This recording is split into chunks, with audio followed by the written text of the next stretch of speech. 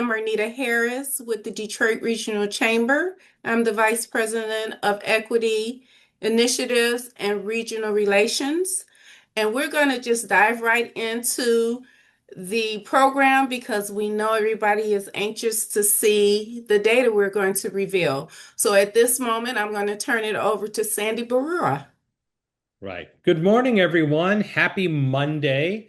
For those of you who are joining us from Detroit, which is a majority of the great group that we have assembled today. Today is a big day in our little corner of the world with the opening of the Gordie Howe International Bridge crossing, something that our organization has been working on for 20 plus years on, and hopefully, fingers crossed, today is the day that it'll actually open, and I think we have some confirmation of that. So thank you for taking time out of your very busy day to join us today.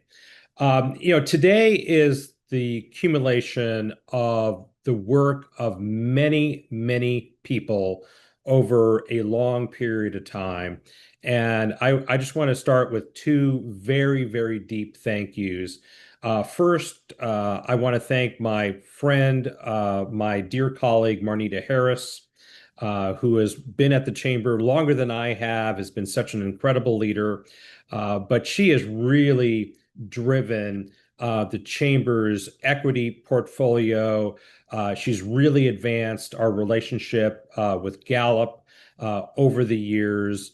And I just want to note that, and this sounds maybe a little self-serving to the Detroit Regional Chamber, but many business organizations kind of did a start and stop on equity issues and the importance of those.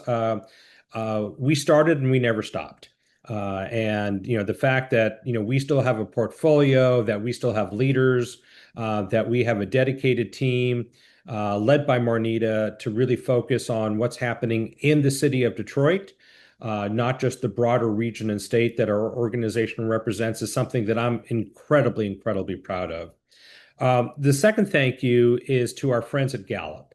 I've had a personal relationship with Gallup for many, many years, but Camille Lloyd in particular has really driven Gallup's engagement with us. And the amount of pro bono, just goodwill resources, effort, time, counseling, friendship that Gallup has provided the Detroit Regional Chamber over many, many years is just, we can't thank the Gallup team and Camille in particular, and her boss, Jim Clifton, enough for all that they have done. Obviously, the work around equity has changed over the last few years, in some unfortunate ways, to be perfectly candid.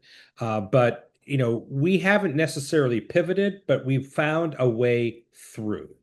And one of the most important way throughs that we have found is our continued relationship with Gallup, particularly the Center on Black Voices, to be able to expand upon our 2023 partnership with Gallup, to do a deep dive, very intricate, very local voices based survey of the Tri-County region, not the full state that we represent, but the Tri-County region, because that's kind of our focus area, around what people of all races and creeds and colors and religions think and feel, but with a center on what is the experience of Black voices. We did that work and we were really proud of it.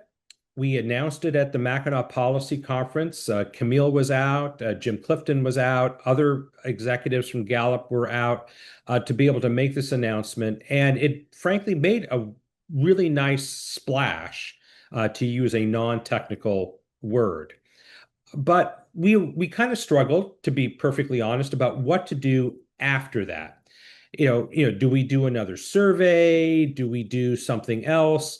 But what we realized, and with Marnita's leadership, what we've been able to do is work with Gallup to figure out what was the next best step. And the next best step is what we're announcing today and what we talked about at the Mackinac Policy Conference several weeks ago, which is to create a community accessible, free of charge data center that allows anybody, if you're a corporate entity, if you are a governmental entity, if you're a community group, if you're a foundation, to be able to create your own reports based on Gallup's world-class data, not just the data that they developed through the survey instrument that was conducted here in the Tri-County area not too long ago, but Gallup's world-class leading research that's available nationally and across. We're also working with our incredible friends and partners in the equity space and the Detroit space with their data assets. And we want to make that available in this very accessible one-stop shopping, if you will, data center that will be available again to everyone. And finally, I'll say that the Detroit Regional Chamber really prides ourselves on being very, very data driven. Not only do we have a long-term relationship with Gallup, for our statewide polling, we work with the Glengarriff Group, which is Michigan's premier pollster. We have a crack uh, data and research team, which we now call Business Intelligence, led by Kristen Lucas, who is always working on what is the state of our region? What is the state of our education? What are our premier industries, particularly automotive? How are they performing? And we'll be working to get all of that data into this one-stop shopping center as well. So I am incredibly proud of what we're introducing today. I want to thank everyone for being a part of this call. I think we have 50 plus people on the call today, so many of them from the foundation community. Our equity partners across Michigan are joining us today. I wish I could stay the entire time. I'm so sorry. It's a very busy day here at the Detroit Regional Chamber, but I'm going to hand it back over to Marnita. And again, with my great thanks to my dear friend Camille Lloyd from Gallup and all of her colleagues that have joined us today. So thanks again, everyone, for joining us.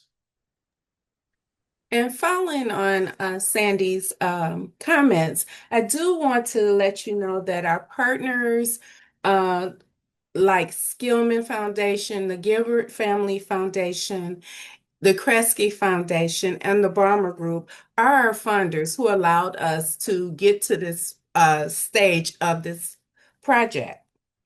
Also, I'd like to talk about the purpose and the impacts. And Sandy referenced it, but we really want you to know that the research was designed to elevate quality of life issues, to help policymakers, program leaders, community stakeholders, um, with data. We want you to have the data to be able to drive more effective and coordinated decisions and strategies within, your planning as we work to bridge gaps in areas like education, transportation, childcare. And Camille and I spent a lot of time over these years really trying to hone in and focus on this data, not only from Wayne, Oakland, and Macomb County, emphasis city of Detroit, and just really working from that lens to ensure that we're pulling the data that would be helpful for you. Later on, we'll hear from our foundation partner, the Gilbert Family Foundation, as well as we will hear a perspective of how to actualize this data and leveraging the data from impact from our friend and our at Life Remodel, who is Diallo Smith, who is the president of Life Remodel.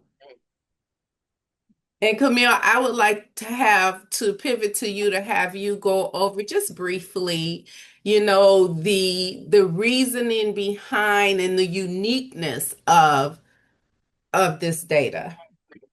Sure. Hi, everyone. It's good to be with you all this morning. One of the things that, when Sandy's opening and saying about why it was important for us to understand what to do with this data now that we had collected it, I think part of the process of what we believe here at the center is that if we're democratizing the process of including resident voices within the decision-making process, part of that is also making this accessible. I think we take for granted how inaccessible data is to the general public in a way that is actionable, insightful, but for the most part is them getting it right. Our posture is so used to collecting data and then going off and then using that data, never really putting it back into the hands of those who participated. And so we always felt like part of this process was democratizing decision making by including resident voices. And I think it's only full circle that you're saying is giving back these data so residents have access to it, but also decision makers have access to it. And so I think that this is a full circle moment in terms of that kind of ultimate goal and objective that we have around democratizing this process of decision making around change to drive equity. And with that, because I really want to get to have the opportunity for us to review the data, I'm just going to call on Katie right now. Katie Ruler with the Gilbert Family Foundation is here with us to share the case for investment and other insights around the dashboard. Katie? Hi, everyone. Good morning. What can I say that hasn't already been said? I think the case for investment has been made pretty clear already. But from our standpoint at Gilbert Family Foundation, we invest in many different pillars. We invest in housing stability, we invest in public spaces, in economic mobility. But at the base of all of those, we believe that data is the driving factor in all of that and everything that we do. And so when we see opportunities like this, we're really excited about them. I'm going to reiterate some of the things again that have already been said, but when we see an opportunity to invest in a data set that is not just going to be published in a PDF, when we see an opportunity to invest in a data set that is going to lift up the voices of the community, that's such an exciting thing for us. We really, truly believe that this is always a good investment, right? That being able to be part of these data sets is always important. In recent years, this has become more important. Quite frankly, some of the data sets that we have all come to rely on, that we have all come to use, the publicly available data sets, the quality of them is not there, or the data sets are no longer available. And so being able to partner with institutions like Gallup and the Detroit Regional Chamber to make sure that we are still building these data sets that we can rely on and that we can use is just so important to us. Again, I think the magic of all of this is getting this data back in the hands of the community. And so I'm so excited for everyone to get to learn more about this dashboard and get to use it. Yeah, we are just really grateful to be a part of a project that pulls together all of these things.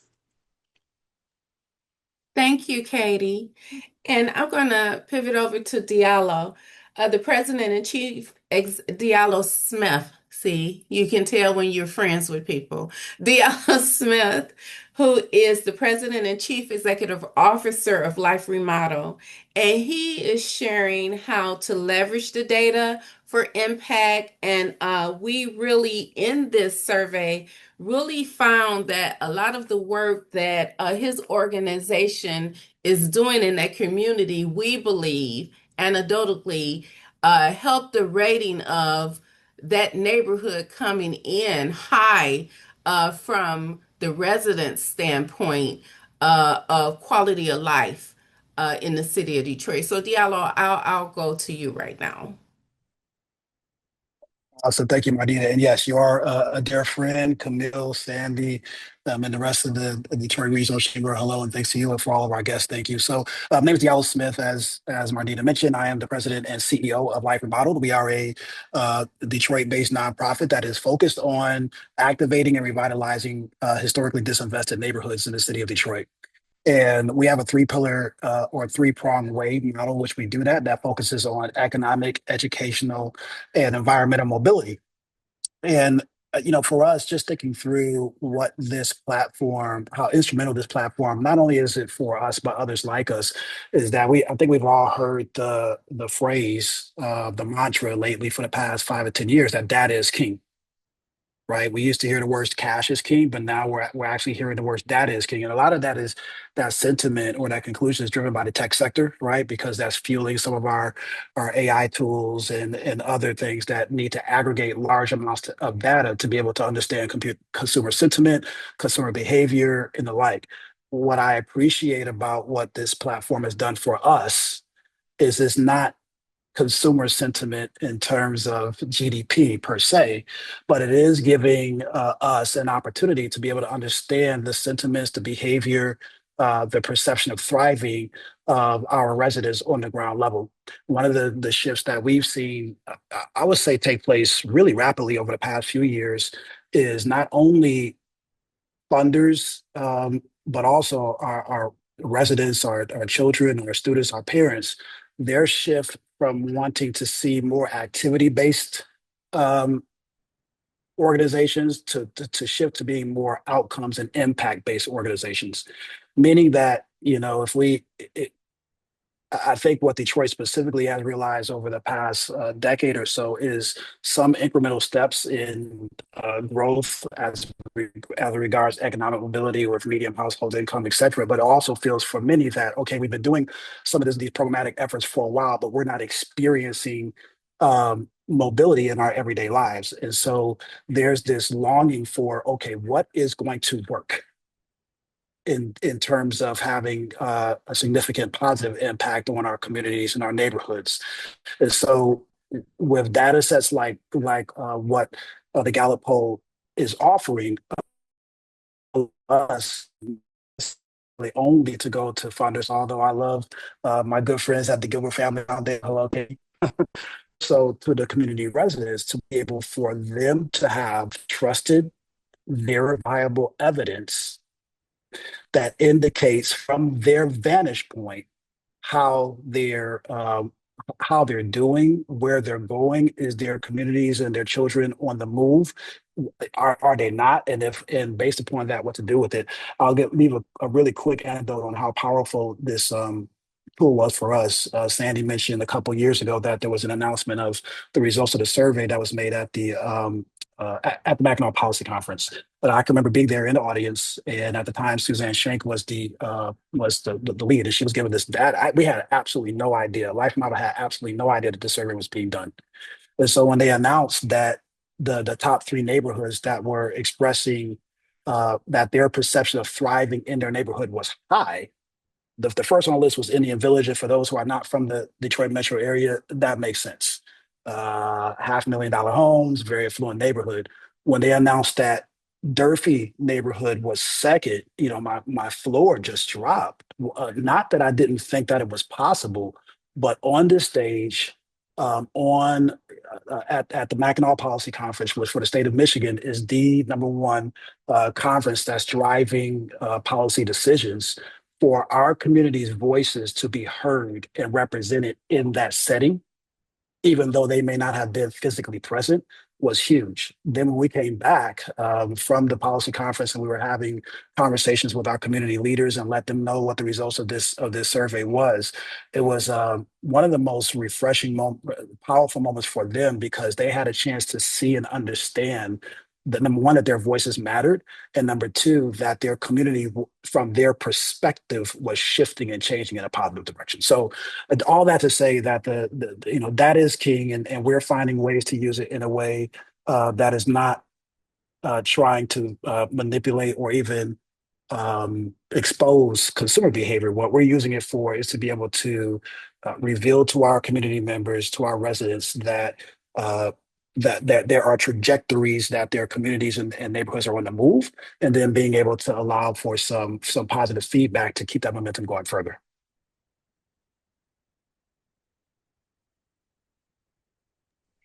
Thank you. And so, like they say in show business, the moment we've all been waiting for. At this moment, I want to turn it over to Camille. Camille Lloyd will provide a demonstration of the dashboard and its practical applications as a tool for informing strategy, investment, and community impact. You guys will hear me say this over and over again. It can inform your strategy. Uh, and your investment and the community impact that you're looking to make as an organization or even as an entrepreneur or whatever. So I'm going to step back. As you see, I'm excited, and and I will turn the mic over to Camille. Thank you, Camille. Thank you so much, Marnita. And I was like, I'm going to apologize for the over enthusiasm and passion, but this is the things that get us giddy here at Gallup, which is sharing data and also kind of really seeing the manifestation of this tool and how accessible it is making this data. You all have had the report for a couple of years and you're like, okay, so what about this, right? So I think for the inquisitive minds, you're always asking that question. I wonder what it looks like by this. And so our hope is to walk through some of the tools that are available, the practical tools that are available on the Research Hub. So I'm going to go ahead and share my screen. And I believe this is shared out in terms of the link. And then at the end of the webinar, you'll also see a QR code that you could use to access. So for those who might have already accessed the link or used it, I'm going to walk us through this data dashboard. And what we call it essentially is, think about it as your research hub. And there are a number of different navigational aids that, as in the time that I have today, I want to walk you through, because one of the things about this is that it gives you the data at multiple different levels and intensity. And I say intensity intentional because it allows for you to explore these data in a way that is comfortable and accessible for your level of decision making or your level of interest in exploration. And so what I'm going to do is just walk us through some of the key features. As you can see from the landing page, right along the top, there are some key navigational aids that will help you kind of, get yourself familiarized with the dashboard. So first of all, there's a About You link that really just kind of gives you some of that background for the methodology geeks like myself who want to say, well, what was this survey? How many people are we talking about in terms of these data and these results? What are the other pieces of data that we are including? So you get a little bit of background and methodology around the Detroit Resident Voices study, but also the other data components that are being utilized in the dashboard. The second thing that you'll see an interactive map. That's one way of looking and depicting the data so you can see it with a visual reference in terms of what does this look like if I were to look at this in a snapshot across counties, across municipalities, across neighborhoods. How can I look at the measures in a way that I can visually kind of overlay it from a geographic standpoint? You also have data tables, and what the data tables allow are for comparisons. And so we'll go through how to leverage each of these different tools. There are, of course, FAQs. If you think about FAQs, again, some of those research questions that you have that usually if data is either presented or you're navigating and you want to know kind of, how are these decisions made? How do I understand what I'm looking at? A lot of those FAQ questions are included in the FAQ section on there. And then the other piece here that you're seeing is the data highlights. And that's where I'm going to start in terms of starting to say, how am I digesting the data in the dashboard and at what level is this data available to me? And when you think about the data highlights, this is really a quick overview of the findings. And these top level findings are broken out by the three main geographic breaks that we are looking at these data across any of the tools that you will leverage. So look at it by counties, municipality, or neighborhoods. And really, if you're trying to say, what is the data that's available on the Detroit Resident Voices dashboard? What are those things that the questions that are asked? what are the important things? I would start here, right? So you think about this as a sampling of the research by putting together some high level findings. So if you look at the county level findings, if you click on counties, so you want to say, well, what are those key findings or high level findings, top level findings across counties that I could probably decide, okay, am I interested in this? How do I want to start to maybe look at this deeper, from a visual perspective on the map view, or do I want to see how the measures in Detroit compares to national or against each other, which is where you would use your data table. So just looking at this example, this key finding that is being highlighted here is around housing, right? And looking at just the perception of housing unaffordability and looking at it across the counties, like how does that compare? There are other top level measures around satisfaction with schools. This is just kind of highlighting, like I mentioned, some key measures that we've asked on the survey and looking at it across the main geographies.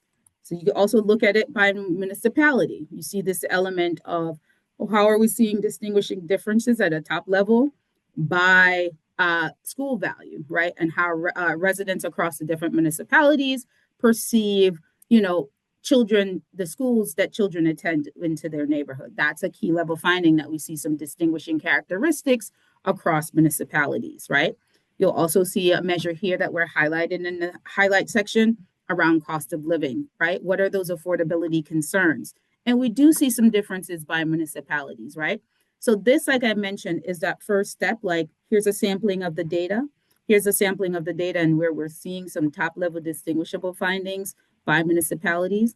You could also look at it by neighborhoods, right? I'm concerned about the access to quality healthcare. We are seeing some variability when we ask residents around, just ease of accessing, right, quality healthcare in the area that they live. And again, we're seeing some distinguishing factors when we look at differences by neighborhoods. So if you look at the lowest rating, where we're finding that lowest rating of a 2.79, you might say, oh, well, what's the highest? Who's the highest? Well, again, that kind of just gives you an indication or using that as a guide for where you might want to dig deeper using the other tools. So that's the data highlights. Tools, again, finding your level of where do I want to start and how deep do I want to go. The next thing that I want to show us is the interactive map. So this is a visual depiction that you can look at a number of different measures within the data from both the Detroit Resident Voices survey, as well as Sandy talked about earlier around, we wanted to create this warehouse of data that allows for you not just to access the survey, the data from the survey we conducted, but to also look at it in the context. One of the things particularly that we hear often is there's no way, like so many residents reported their lives in such a way that they're thriving. There's a lot of economic precarity. There's a lot of just hardships around basic needs. And it just doesn't make sense, Camille, for the level of thriving that we see across the community, for it to be as high as it is, given some of those outcome numbers, right? That we know on some of those transactional data that exist around, employment, income, and some other access numbers like housing. And so what this will allow us to do is to look at and to look at the data from the survey with those external data sources and to give some context, right?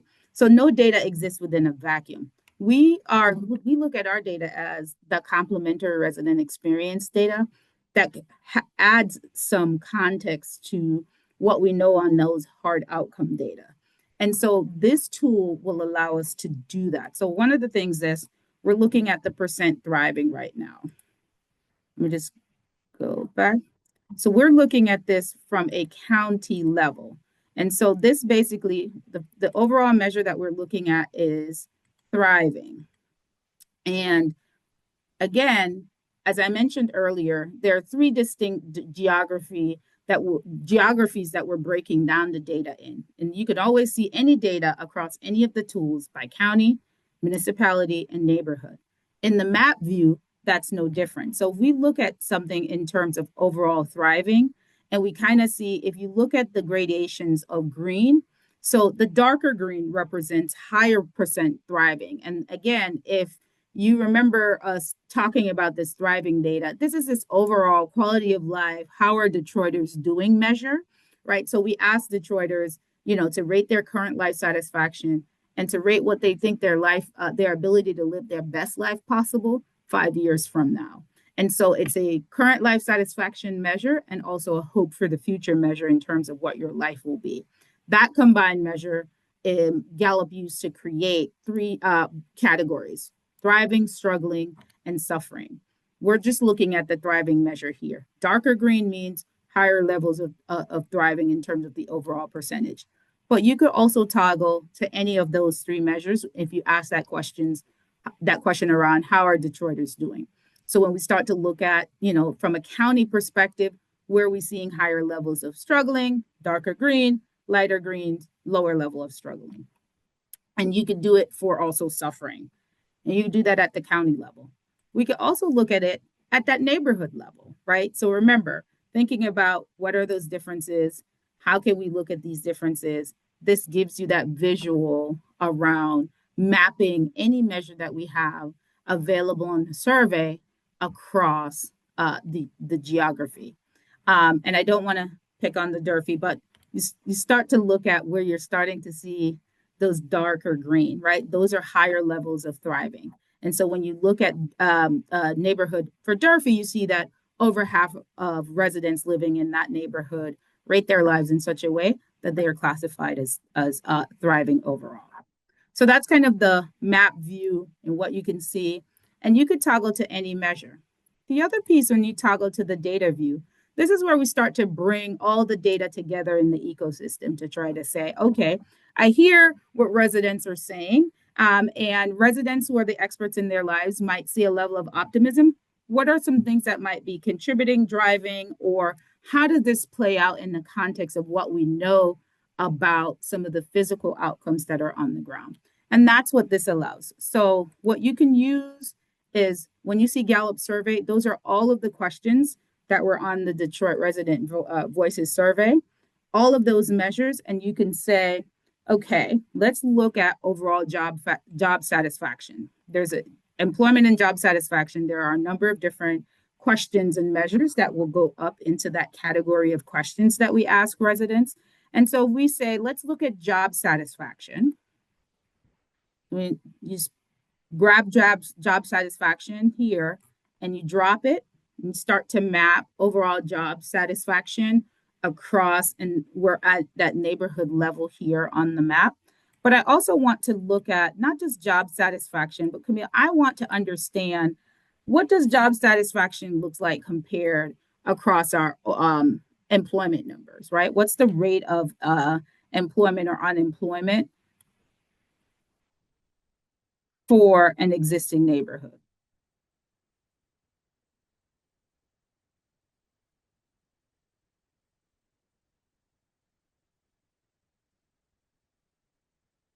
So I'm just going to go up here. It won't let me drag. Let me just adjust my screen so I could drag.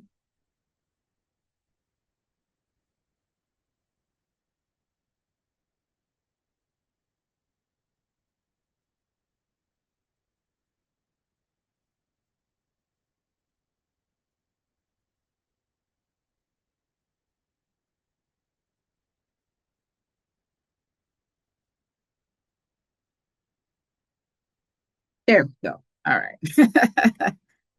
And so what this is giving me now, so if I go back to my map view and I look at across between what residents are telling us in terms of their overall satisfaction, right, with being able to do what they like to do, and overall unemployment rates across the neighborhoods. So where you're seeing here, where you're seeing dark green,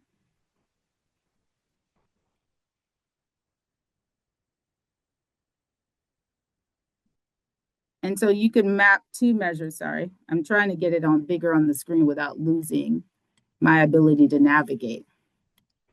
So you're looking at two measures here in terms of looking at unemployment rate and job satisfaction. We could also go back here, and again, navigate this across a different level of geography. So we were just looking at neighborhood, starting to see a better picture, just kind of bringing it down a little bit to that, bringing it up to municipality, and then looking at it across county. And you could take any external measure that is included in the dashboard and also any survey items. So we could also look at financial goals. Let's look at another example where we ask a question about being able to meet your financial goals. So we have a question here. And the question that we ask related to financial goals is we ask people to rate their level of agreement in terms of how what that they have what they need in order to meet their financial goals. And so you could take this survey measure that asks, you know, do residents agree that they have what they need in order to make their financial goals? Let's remove the other two measures. So that's also one of the things that it allows you to look at just two measures at a time, right? So to create that cross tab. And so we have financial goals. And then another external data source that we can then go to is like, well, let's look at it. Is that contingent upon household income, right? Do people feel like more confident, or are they more agreeable that they have what they need in order to meet their financial goals if they are, you know, if they live in a certain household with a certain level of income? That's really what this is allowing us to compare. So again, an external hard measure, right, which looks at household income, and then what I would say a perceptive measure, a resident experience measure around feeling like I have what I need in order to achieve my financial goals.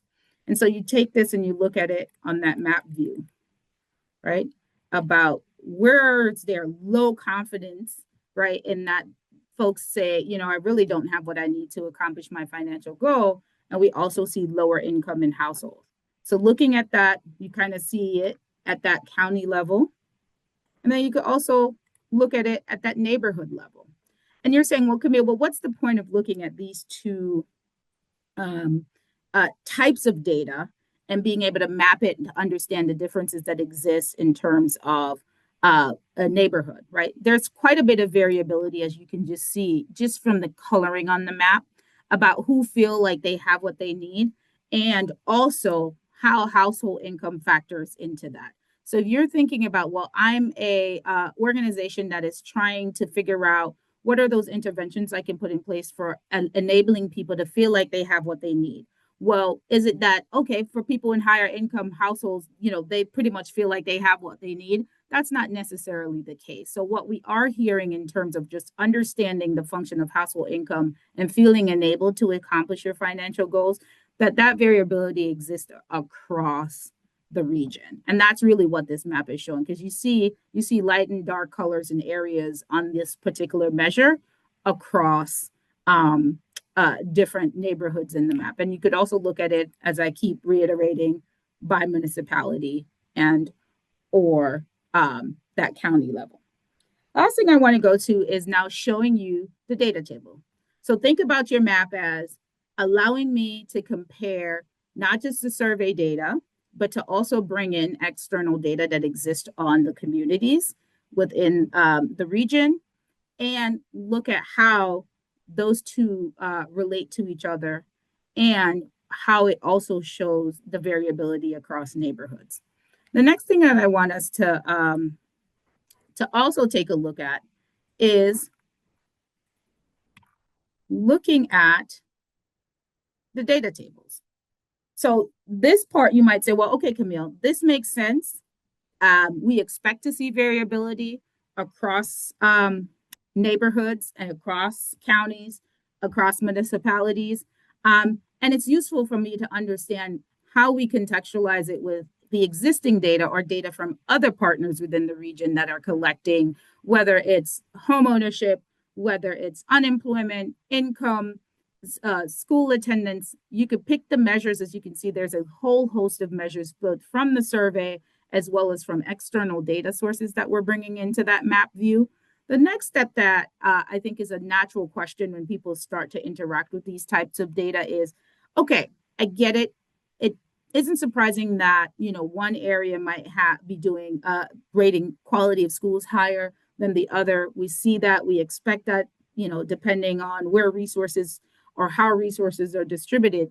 But what does that mean in terms of our ability to compare, not just within ourselves, but to also understand where are we when we compare ourselves to the national number? And I think that's where the benefit of being able to look at the questions that we've asked on your survey across the national benchmarks that we have here at Gallup at the Center on Black Voices to see, okay, we expect this variability across our region, but how do we compare nationally on some of those measures? And think about the data tables as that ability to do that, right? So that's what it allows. It now allows you to contextualize these measures as across different benchmarks. There are three main benchmarks, right? You can look at it across county, municipality, and neighborhood, but you also have the ability when you're using the data tables to understand where any key measure is by the US national benchmark. And so there are four main areas in which the data in the data tables are broken out. You have those economic measures. So for instance, a financial goal, think about availability of jobs, external data like labor force participation, unemployment rate, and poverty rate, right? And you look at those and you're able to compare that across county, municipality, and neighborhood. And so, for instance, let's look at the example of the economy. And we have some key measures across the survey as well as the external data. When we look at the county level and we see job satisfaction and availability with with the availability of good jobs, your satisfaction with the availability of good jobs, which is a measure on the survey. And when we look at that, we see that for the overall US population, that's 65% overall job satisfaction with the good availability of good jobs where they live. And so what you see there is when we look at it across county, you see that Oakland County has the highest level of satisfaction at that county level, looking at the three counties. And you see that both Macomb and Oakland are above the US national average, right? You could also look at these measures by municipality, right? And then you could just type in also by neighborhood. So if you're like, I really just care about my neighborhood and I want to see where Indian Village is. So you could start, you don't even have to type in the full name of the neighborhood. Once you start typing in the neighborhoods that fit that description will pop up automatically. And so, for instance, if you're looking at Indian Village, where we're saying, okay, how does Indian Village compare on these economic measures that we are looking at in the data table? So basically the availability of good jobs.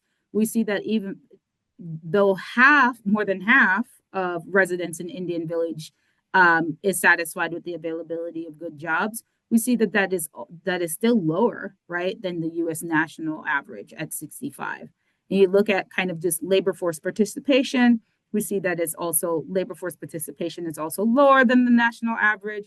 And you also see that Indian Village is lower than the city of Detroit overall. So you have national, tri-county, and city overall benchmark comparisons when you are leveraging the data in the data table. The last thing I want to show us, and again, you can navigate to any measure. So I just kind of demoed the economic measures. You could also choose healthcare. You can go to neighborhood. Again, you could type in, you wanted to do Indian Village and to look at how the measures for Indian Village compare to those three main benchmarks. The last thing I want to show is, in addition to those tools, there's also a link on the data dashboard that kind of links you to our partners here and the research that those partners are also doing. Part of what the goal is how do we make this as user-friendly and accessible with all of the data that exists within the ecosystem? And Detroit has a lot of data sources. So you'll see here that you have the actual report that was published, but you could also go to one of our partners and find where their data sources lie in terms of any data that is available. So I just want to quickly show you an example of that. Go back up. So I'm going to go back to prior research. Always go back to navigate if I've lost my way.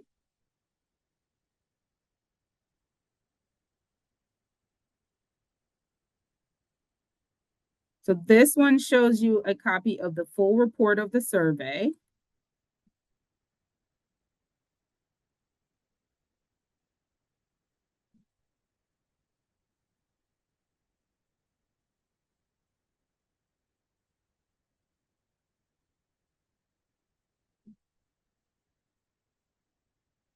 And if I click on the link here, it takes me to the Detroit Future City page, and they have a whole host of other research that they have done and tools that they have available for accessing data there. So you see that there are research reports.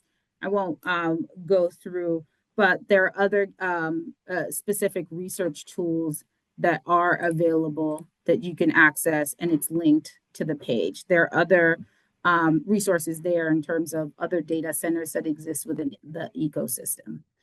I'm going to pause there, Marnita, and turn it back over to see if there are any questions around the tool or any questions in general. That concludes my demo. Okay, before we go to the questions real quick too, where Camille just went, where we have Detroit Future Cities and we have Data Driven Detroit and the Detroit Data Center, those are, as we even informed the survey, we partnered with Detroit Future Cities and Data Driven Detroit. A lot of our partners, Skillman Foundation, there were several folks at the table before we even sent out the survey because we wanted to be for sure that the questions were germane to, what our citizens are used to getting. And then these are partners who are very versed in this work. And so we want to be for sure that we were tapping into our partners, not recreating the wheel, but being a good family friends in the sandbox. So I just really appreciate those organizations because we can continue to partner and lean on them to share information. So we will always keep them in this ecosystem because we already have a very, very vibrant ecosystem that we want to continue to promote. And the thing I love about this is that it's housed on Gallup site, but it's linked, which is nationally. So not only if someone is seeking information from our data, they can also tap into our partner organizations' data. And so I'm going to go down, and so we'll do some live questions. One question was for smarter organizations in the region that may not have dedicated data teams or be as familiar with interpreting the data, how would you recommend using the dashboard data the best?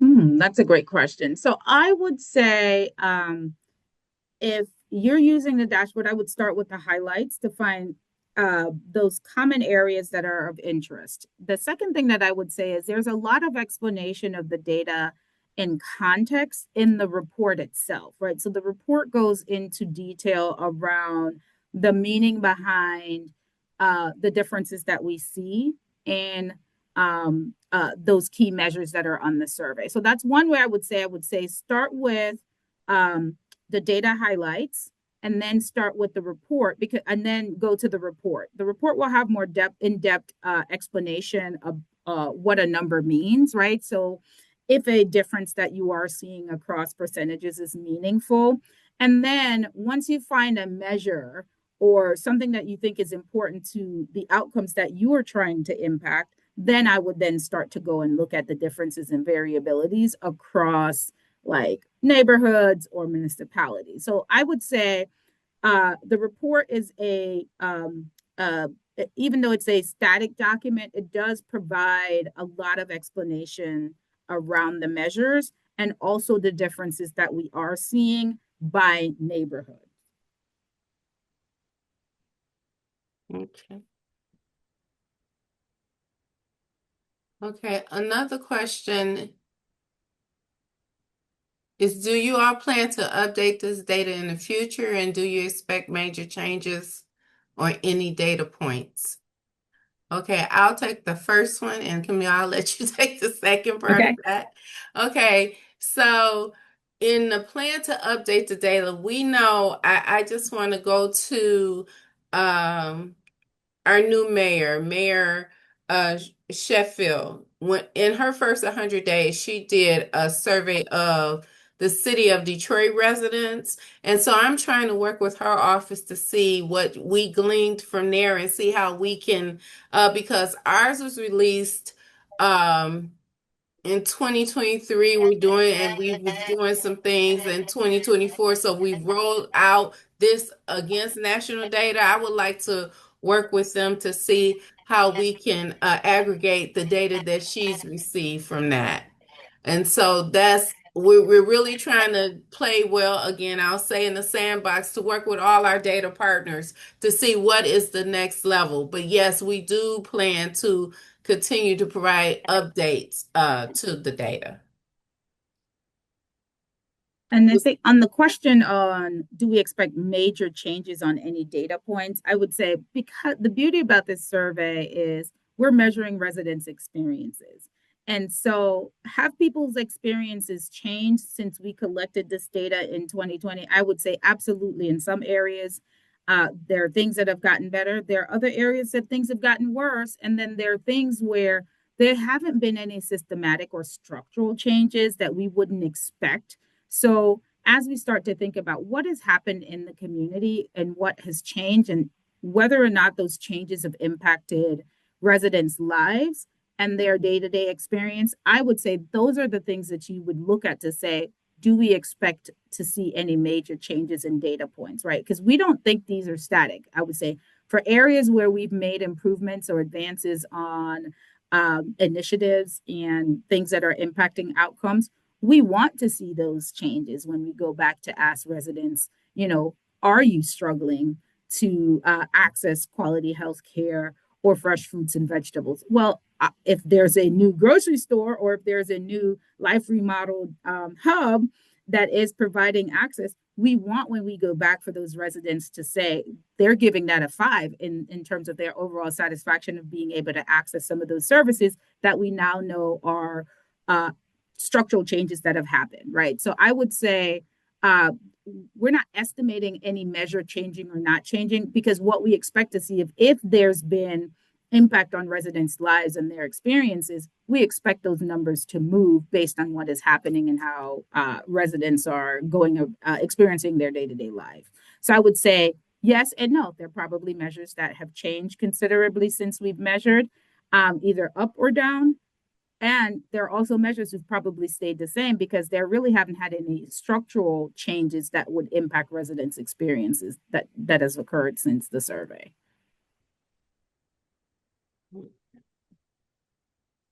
Are there any questions on the survey you all wanted to ask but didn't this time around?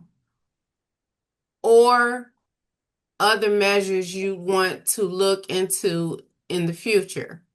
So, we spent time, and I'll just give you background. We had 3 sessions, I believe it was, with community development organizations, with our data partners, with businesses, government, we're all at the table.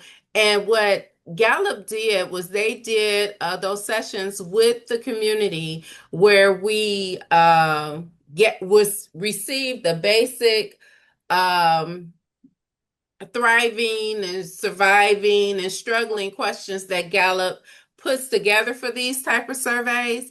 And then the group was able to inform like questions, shape the questions. So I wouldn't say that there was any question that we didn't ask this first time around, but I can assure you with the change in the landscape, there would definitely be different questions that we would ask. And we would definitely look to do it the same way, bring the community to the table, bring folks like you, my person who asked this question, bring you to the table to make sure that we're gleaning from this survey the things needed to help you make great decisions. I would say the researcher in me is excited to go back to understand. So one of the things that we found as a primary driver for how residents were rating their lives was if they were able to give the 5 that they feel that by working, they can get ahead by working hard. And we had some questions related to about like accomplishing the financial goals. I would really just, it would be a follow-up to that around what would need to change.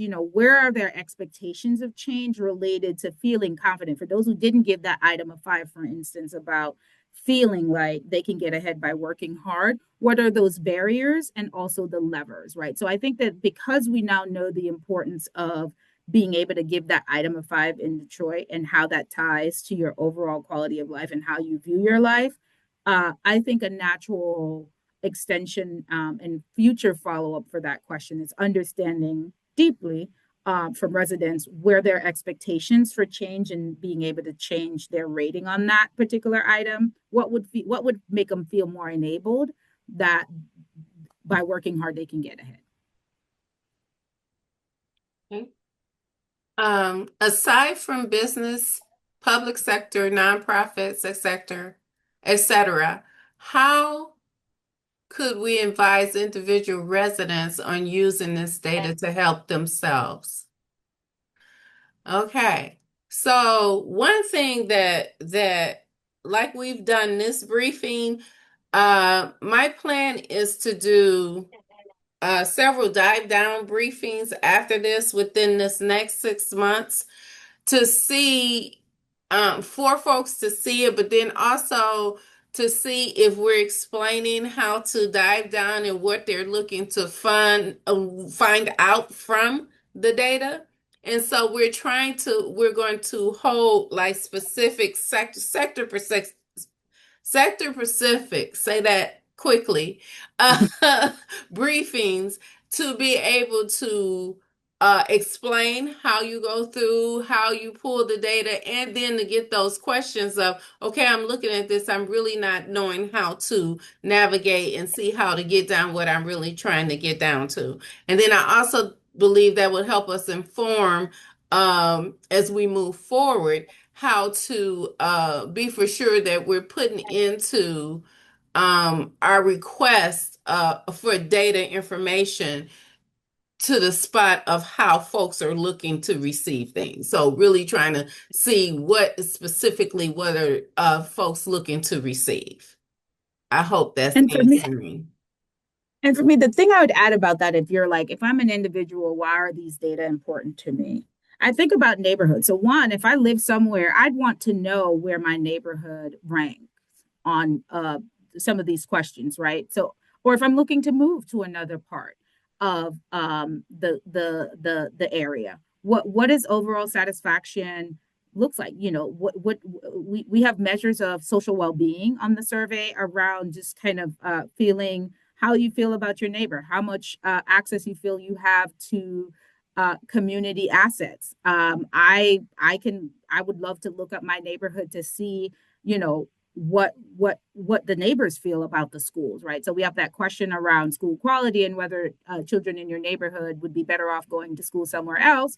Like those are things that I think as an individual, those are measures that I could look at and understand more about my community, even in my individual household decision making, as well as to understand, right? So some of those social and neighborhood asset measures that we have, because we know that those measures are also important to overall thriving, right? So we know access to different neighborhood assets and how well you rate those assets in terms of overall satisfaction, that those are important. So if I'm thinking about where I live, not that I want to move, but also how do I advocate? There's a connection, if I look at the report, between quality neighborhood assets and thriving. So that means if my neighborhood assets are low, we have low satisfaction around those, those are conversations that I might want to have with those who are making those decisions about why certain, assets are important for our community because it's tied to our overall well-being, right? So those are ways that I could look at it as an individual and say, here's how it helps my decision making, but also here's how it helps my agency in terms of what are those things that we know about our region that helps residents to thrive, and what are those assets or lack of assets in my community that I should be advocating for. Okay, this is a real good question. For not the other ones wasn't, but it's kind of like diving down into neighborhood focus. For neighborhood focus organizations, for example, Spring Wells or Herbert Richard, how would you recommend we use this dashboard when the available data is limited due to the small sample sizes? And, again, I briefly opened saying that we sent the survey to Wayne, Oakland, and Macomb counties and oversampled the city of Detroit. And in that, we had to work with the data we received.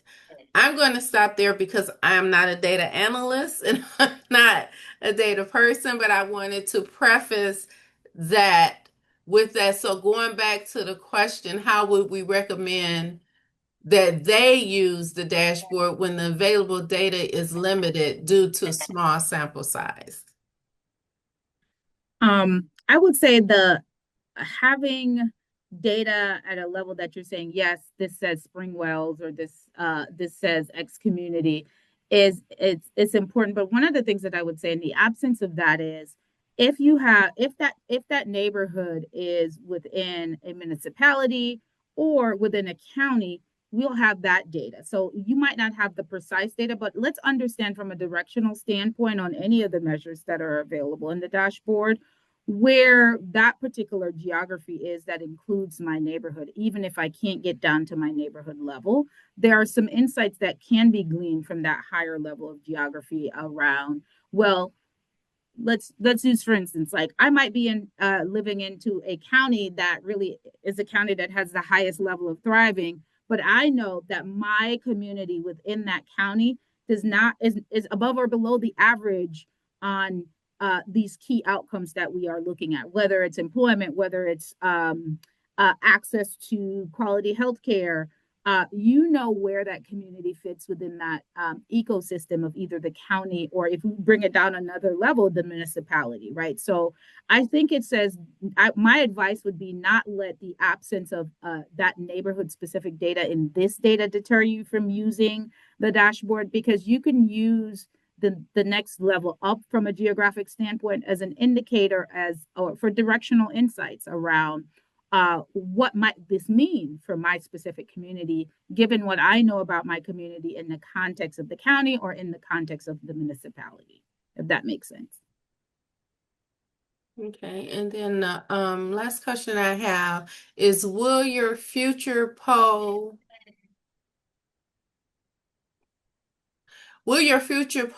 seek to include first ring communities? And the answer, I guess I'll just answer again. We sent it out to over 150,000 folks in Wayne, Oakland, and Macomb counties. And so in that, those first ring communities were included in there. I can highly tell you that the seniors people who have been planted and rooted in these communities were the first ones to fill out the survey. We had a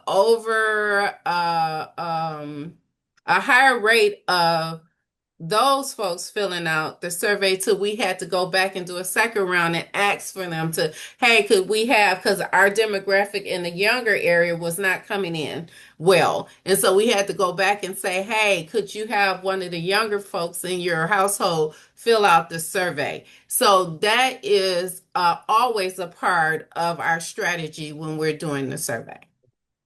Yeah. And just to double tap on that, Marnita mentioned that we did the the region was the frame, and the city was the focus because we oversampled in the city proper. But we did have responses from individuals who were in these ring communities. It's the volume, right? So we, based on the volume of mailers that we sent out, we were hitting 1 in every 10 households within the city itself. And we had higher response rate for those surrounding communities, which is why we had to oversample in the city, as Marnita mentioned, with younger respondents. So, right, those living in the city and those between 18 and 29, which we all know, those young folks are doing other things with their time, and so we had to we had to prod and send some extra surveys there. But we do have representation for the entire region. Yes.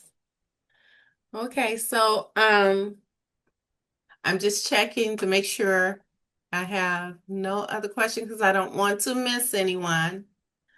But then I also want to say that we will be sending out a survey to all the attendees after this. And so if there's something that you may want to ask on that, ask, and we can get back to you, please feel free to do that on the survey.